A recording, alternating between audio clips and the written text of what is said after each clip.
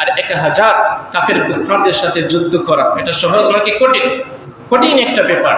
কিন্তু আল্লাহ তাআলা বলেছেন মুসলিমেরা, মুমিনেরা তারা কখনোই তলোয়ারের জোরে, তলোয়ারের কারণে, শক্তির কারণে তারা মুসলিমরা বিজয় গ্রহণ করে, বিষয়টা এমন নয়, বরং আল্লাহর সাহায্যের মাধ্যমে মুসলিমরা বিজয় লাভ করে ফেলে। সুবহানাল্লাহ।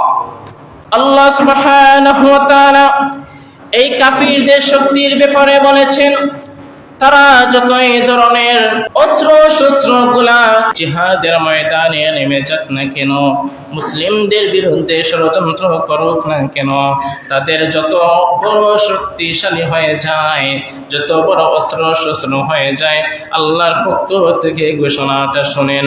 সূরাতুন নিসা এর 76 নম্বর আয়াতে বলেন, الذين آمنوا يقاتلون في سبيل الله والذين كفروا يقاتلون في سبيل الطاغوت فقاتلوا أولياء الشيطان إن كيد الشيطان كان ضعيفا। যে সমস্ত লোকেরা আল্লাহর পরিমাণ এনেছে, ইউকাতিলুনা ফি সাবিলিল্লাহ, এবং আল্লাহর খুশির জন্য জিহাদ, ফি সাবিলিল্লাহর জন্য জিহাদের ময়দানে নেমে গিয়েছে। আর যারা কুফরি করেছে, ফি সাবিলিত তাগুত, কুফরি করার কারণে তাগুতের পক্ষে তারা মাঠে নেমে গিয়েছে, ওই সমস্ত তাগুতের অনুসারীরা এবং মুসলিম অনুসারীরা যখন সময়, রাসূলের অনুসারীরা যখন সময় মোকাবেলা হয়ে যায়, জিহাদের ময়দানে নেমে যায়, আল্লাহ বলেন ফাকাতিলু আউলিয়া আশ-শাইতানি ইন্না কাইদাশ শাইতানি কানা দাঈফা।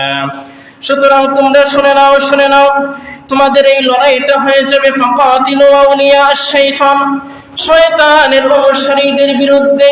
তারা তাগুতের অনুসরণ করার কারণে, ইহুদি খ্রিস্টান হয়ে যাওয়ার কারণে তারা শয়তানের বন্ধু হয়ে গিয়েছে, ঠিক কিনা বলেন?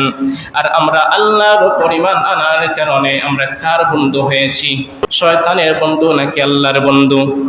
আমরা আল্লাহর বন্ধু হয়ে গিয়েছি, আল্লাহর পক্ষের লোক হয়ে গিয়েছি। যারা ঈমান এনেছে, ঈমান আনার কারণে আল্লাহর বন্ধু হয়ে গিয়েছে। যারা তাগুতের অনুসরণ করেছে, তারা আউলিয়া শয়তান, শয়তানের বন্ধু হয়ে গিয়েছে। এবার আল্লাহ বলেন, ঈমান